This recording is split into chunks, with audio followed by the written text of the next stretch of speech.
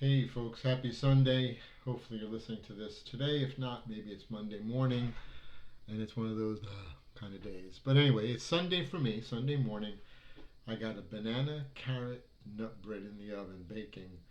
The aromas fill in the house. It's a really great recipe. I got it from a Tennessee home cooking cookbook that's probably older than most of you, but it's an excellent cookbook.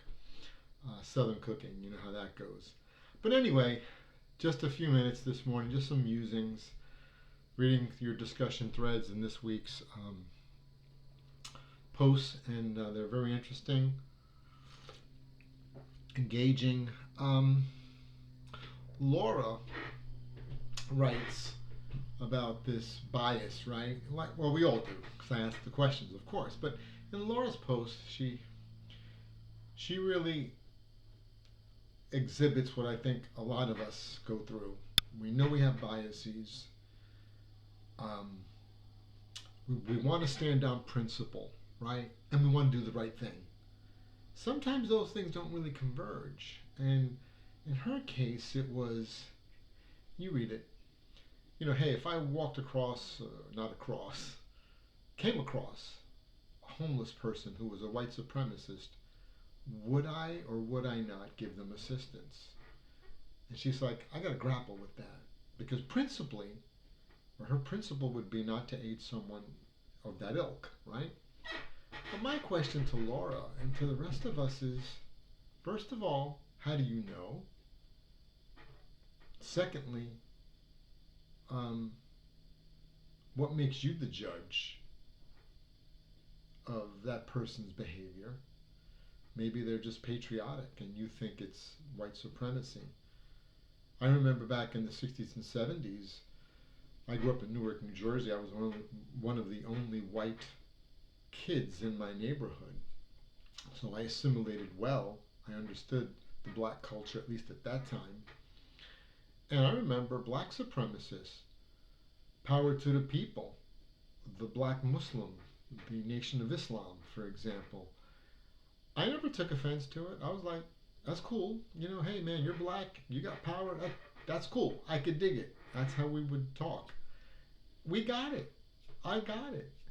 So if other groups want to do it, that's cool with me. Just don't go against and talk bad about others, right? So I guess my point is our society has become so charged with words. When I was a boy, my black neighbors, if they saw a white person acting stupid, let me just put it to you that way, they would never use the racism word. I never heard that. I heard prejudice. They would call white people out and say, you're prejudiced. And I think they were right in doing so. And I think we white people also should call out others for their prejudice.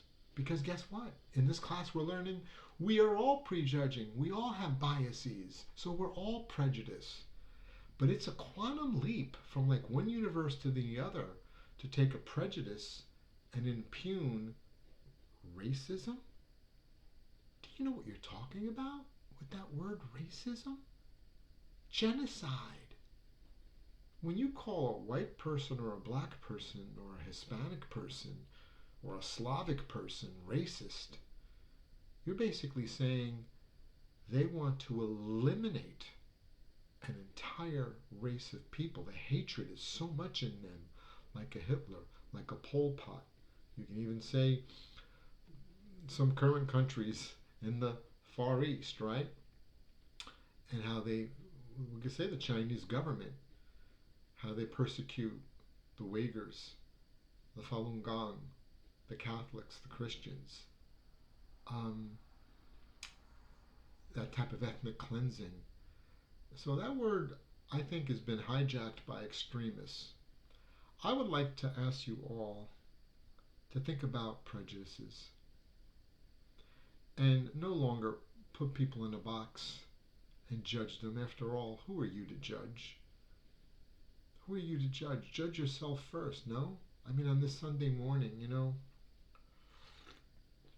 I sip my coffee, I talk with you, and I hope that you listen and learn.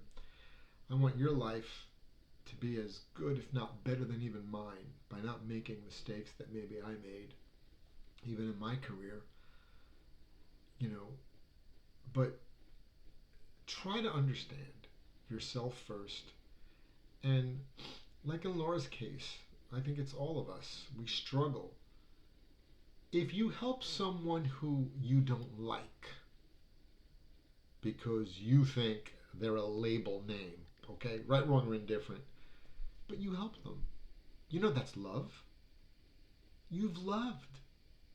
When you can love the unlovable, when you can forgive the unforgivable, you're cool. You are as cool as you can be. You have reached that emotional, spiritual maturity.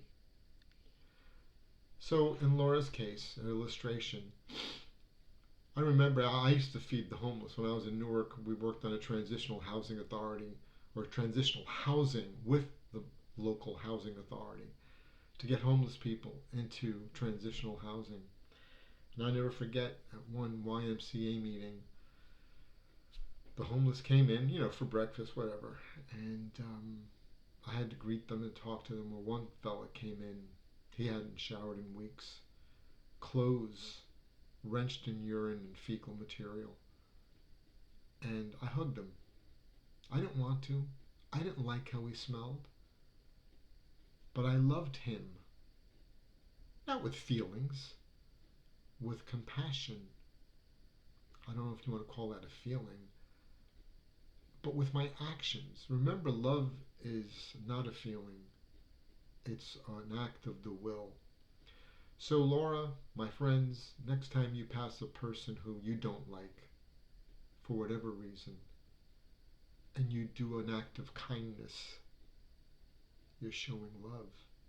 You're being that bright light in this world that we so desperately need. Yes, you as an accountant can do it. Remember, they don't want you, and you know who they are.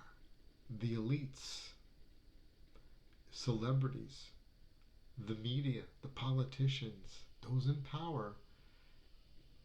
Most of them are materialistic, self-centered people, only concerned about their network, their relationships, their wealth, their power.